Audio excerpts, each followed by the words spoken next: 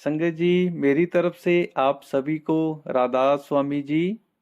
आज मैं इस वीडियो में आपसे एक ऐसी घटना का जिक्र करने वाला हूं जो लंगर हाल में घटी थी।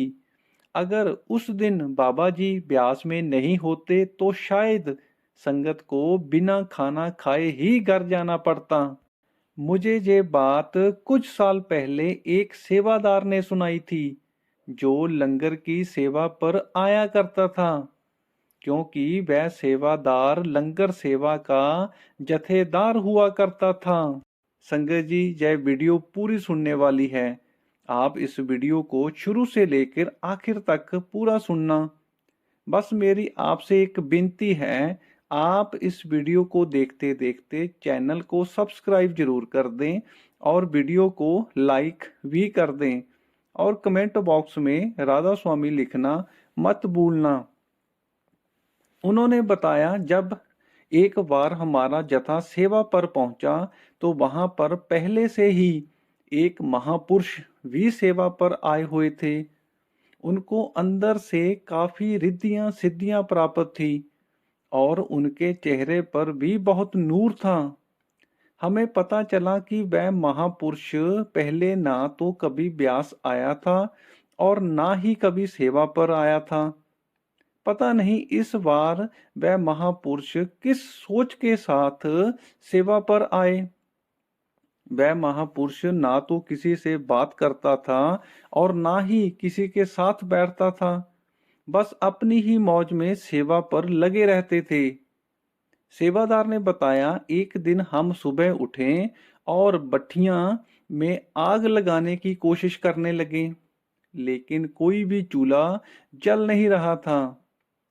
हम काफी देर तक कोशिश करते रहे, लेकिन बात बन ही नहीं रही थी। आप सभी जानते हो कि लंगर खुलने से पहले खाना बना लिया जाता है। उस तरफ लंगर खुलने का टाइम होने वाला था, लेकिन भट्ठियां जल ही नहीं रही थी। सभी सेवादार और जथेदार टेंशन में थे कि ऐसा क्या हो रहा है, पहले तो ऐसा कभी नहीं हुआ था।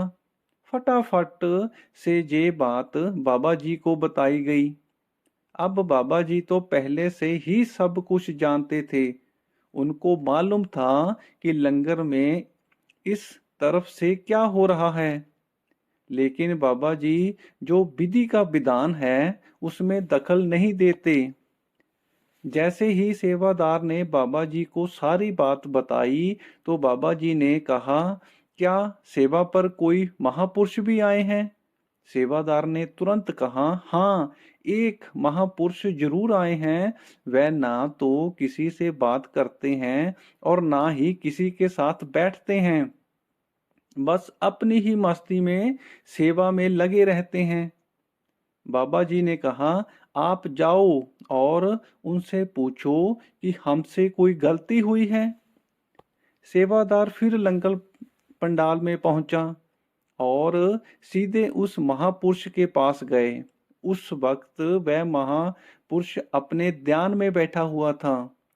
सेवादार तो पहले ही हैरान था कि बाबा जी ने मुझे ऐसा क्यों कहा कि उस महापुरुष से पूछो कि हमसे कोई गलती हुई है।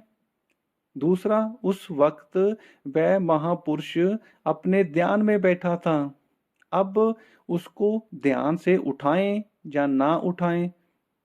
अभी सेवादार इतना सोच ही रहा था कि पीछे से एकदम से बाबा जी खुद आ गए।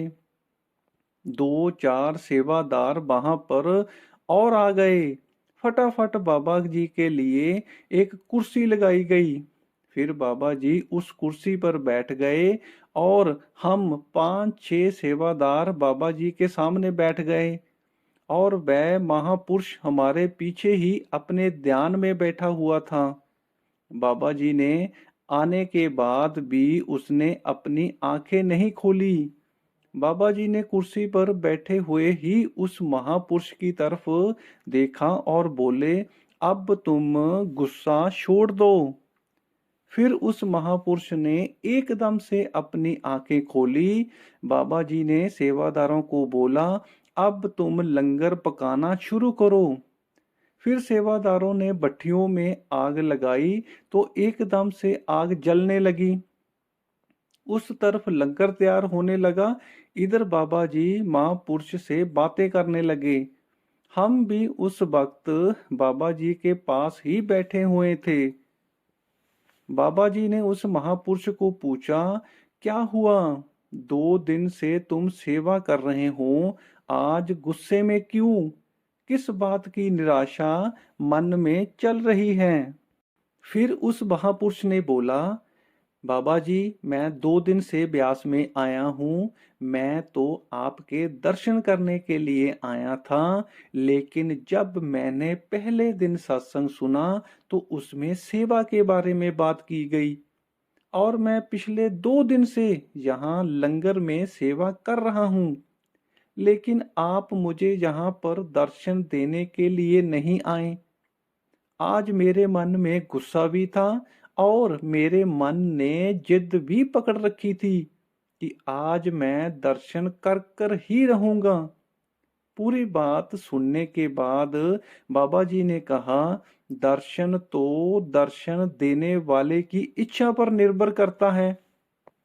बाबा जी ने उस महापुरुष से सवाल पूछा, क्या जबरदस्ती दर्शन किए जा सकते हैं?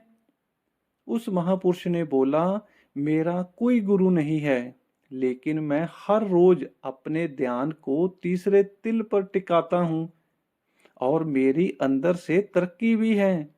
अंदर से मालिक की मेरे ऊपर बहुत दया है, और मुझे कई रिद्धियां सिद्धियां भी प्राप्त है। लेकिन अभी तक ना तो मेरे मन से गुस्सा गया, ना काम गया, क्रोध गया, ना लोभ गया, और ना ही हंकार गया। अब उस महापुरुष ने रिद्धियां सिद्धियां का गलत इस्तेमाल किया था।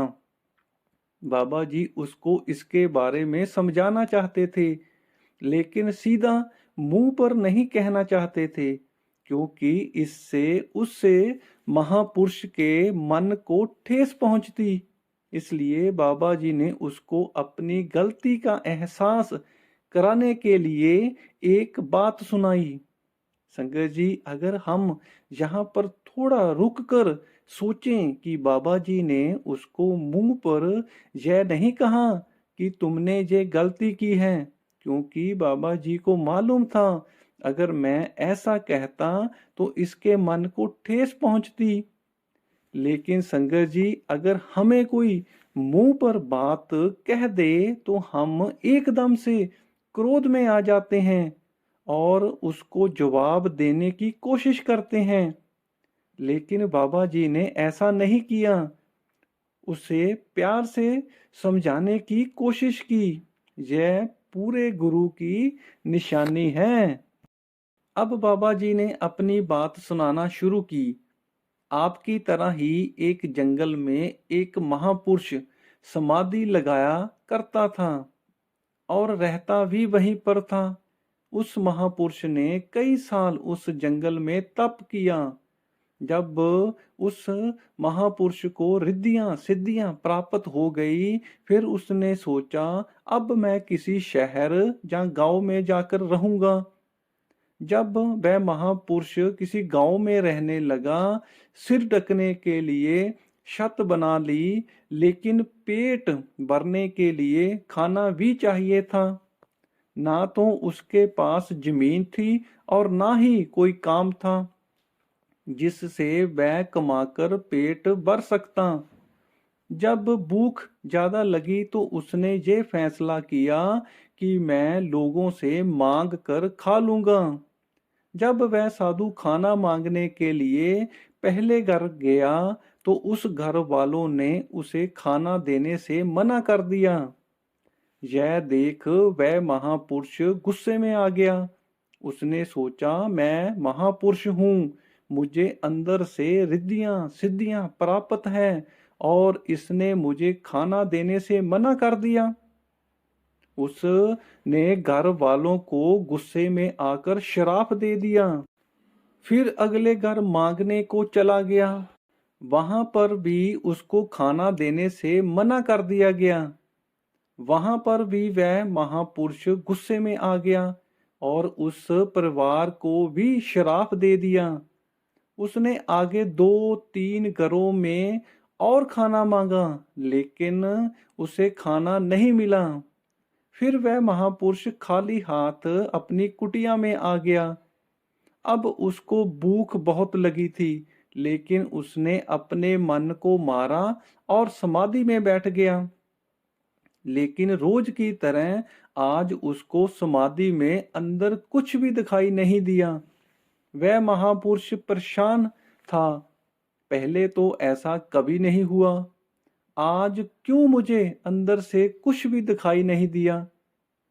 खैर कैसे तैसे करके उसने रात निकाली। जैसे ही सुबह हुई, फिर वह महापुरुष किसी के घर खाना मांगने के लिए चला गया।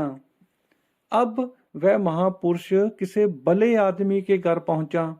उस भले आदमी ने उस महापुरुष का स्वागत किया। उस भले आदमी ने कहा कि आप कल भी खाना मांगने के लिए किसी के घर गए थे। तो उस महापुरुष ने कहा, हाँ मैं गया था, लेकिन उन्होंने मुझे मना कर दिया। तो भले आदमी ने कहा, फिर आपने क्या किया? तो उस महापुरुष ने बोला, मैंने उसको श्राप दे दिया। भले आदमी ने पूछा, ऐसा क्यों? महापुरुष ने जवाब दिया, मैं गुस्से में आ गया था। फिर भले आदमी ने कहा, तुम तो साधु हो, आपको तो अंदर से रिद्धियां सिद्धियां प्राप्त हैं, फिर ऐसा कैसे हो गया? क्या आपका कोई गुरु नहीं है? उस महापुरुष ने बोला, नहीं, मेरा कोई गुरु नहीं है। तो उस भले आदमी ने कहा, तुमने ये गलत किया, आपको ऐसा नहीं करना चाहिए था। मालिक ने आपके अंदर से रिद्धियां सिद्धियां की बख्शिश की है, लेकिन आपने उसका गलत इस्तेमाल किया। फिर भले आदमी ने पूछा, क्या तुम रात को समाधि पर बैठे थे? उसने कहा, हाँ मैं बैठा था, लेकिन मुझे अंदर से कुछ भी दिखाई नहीं दिया। तो भले आदमी ने कहा, यह तुम्हारे कर्मों की सजा है। अपने उन रिद्धियां सिद्धियों को अपने अंदर रखना था, लेकिन आपने गलत इस्तेमाल कर लिया। बाबा जी की इतनी बात सुनते ही जो ब्यास में महापुरुष आया था, उसको अपनी गलती का एहसास हो गया। उसको महसूस होने लगा कि बाबा जी ने मुझे यह बात क्यों सुनाई है। उसने एकदम से बाबा जी के सामने हाथ जोड़े और माफी मांगी। बाबा जी ने कहा, महापुरुष, मालिक ने जो दया की थी उसको अपने अंदर छुपा कर रखना था। आपने जो खाया वह बाहर निकाल दिया।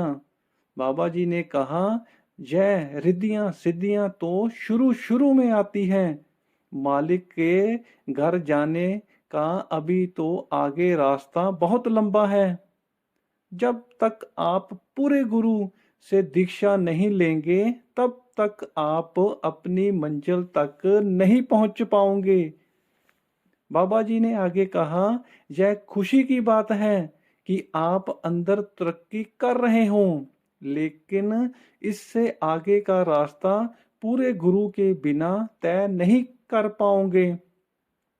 अगर आपने पूरे गुरु की शरण ली होती तो आज आप अपनी रिद्धियों सिद्धियों का गलत इस्तेमाल नहीं करते।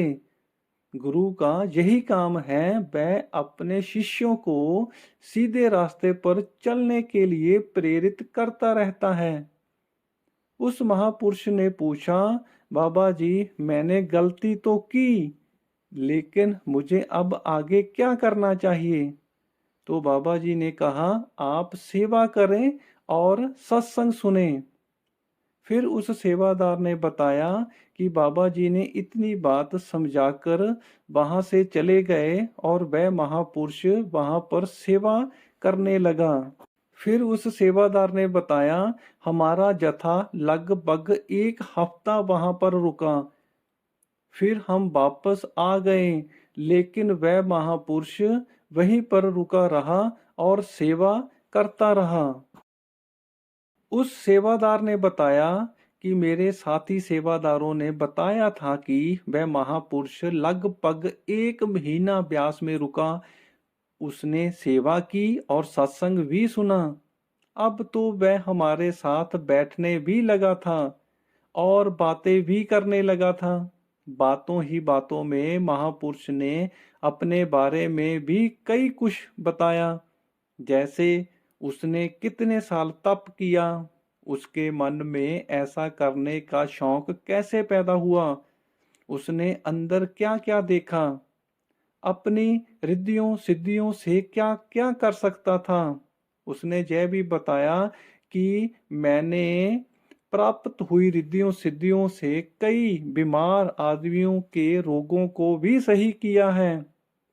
उसने और भी अंदर की बातें बहुत सारी बताई, लेकिन अगर मैं आपको इस वीडियो में वह सभी बातें बताने लगूंगा तो वीडियो बहुत लंबी हो जाएगी। मैं फिर कभी उसके ऊपर अलग से वीडियो बनाऊंगा और अपने चैनल पर अपलोड कर दूंगा। अगर आप भी वह वीडियो देखना चाहते हैं तो आप कमेंट बॉक्स में यस लिखकर मैसेज जरूर कर दें। संजय जी, वीडियो में बस इतना ही। अगर आपने अभी तक चैनल को सब्सक्राइब नहीं किया है तो आप इस चैनल को सब्सक्राइब जरूर कर दें और वीडियो को लाइक भी कर दें और कमेंट बॉक्स में राधा स्वामी लिखना मत भूलना। राधा स्वामी जी।